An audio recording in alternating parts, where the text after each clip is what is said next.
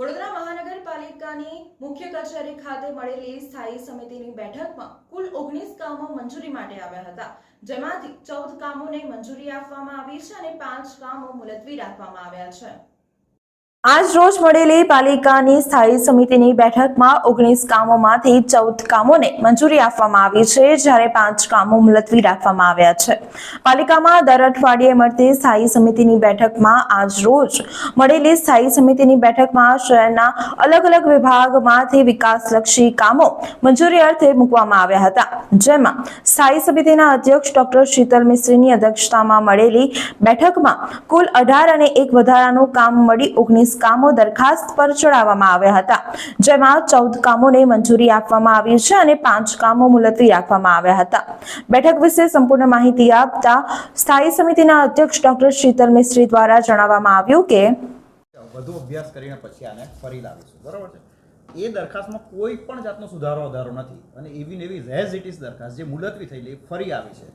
તો પછી એને મુલતવી કરવાનું શું કારણ? આ જ રીતે મંજૂર કરવાની હતી અને અભ્યાસ કર્યો તો કયો અભ્યાસ કર્યો કે એમાં કોઈ સુધારા વધારાની જરૂર ના પડે, એવો કેવો અભ્યાસ કર્યો? આ એક અઠવાડિયા દરમિયાન બીજી વખતે પૂરની પરિસ્થિતિ હતી એટલે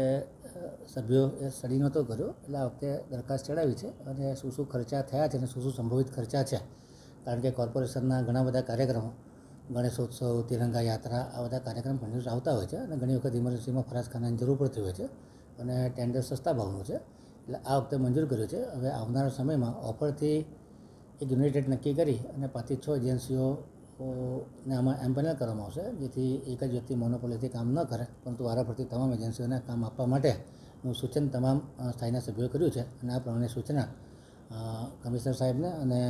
પીઆરઓ અને સેન્ટર સ્ટોરને આપી દેવામાં આવી છે। બીપીએમસી એક્ટમાં એવી કોઈ જોગવાઈ નથી કે કોઈ પણ કોન્ટ્રાક્ટરને દોઢ વર્ષ સુધી એક્સટેન્શન આપવામાં આવે, ત્યાં સુધી ટેન્ડર કાઢવામાં ના આવે, પહેલાં 1 વર્ષનું આપો, પછી 6 મહિનાનું આપો, પછી વધારાના કામ આપો,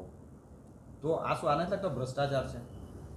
ભ્રષ્ટાચારમાં તો કોઈ ઇન્વોલ્વ નથી, પરંતુ જે રીતે કોર્પોરેશનમાં કાર્યક્રમો આવતા હોય છે અને અવારનવાર કાર્યક્રમો કોર્પોરેશન દ્વારા થતા હોય છે, સ્વચ્છતાના કાર્યક્રમ હોય, તિરંગા યાત્રા હોય, અલગ અલગ પ્રકારના કાર્યક્રમ, મુખ્યમંત્રી આવતા હોય, સીએમ સાહેબ આવતા હોય, આ વખતે ફરાજખાનાની જરૂર પડતી હોય છે અને નાણાકીય મર્યાદા કાર્યક્રમના આધારે વહેલી પતી પણ જતી હોય છે અને એ પ્રમાણે એક્સટેન્શન આપતા હોય છે, તો આમાં કોઈ ભ્રષ્ટાચારનો અવકાશ નથી।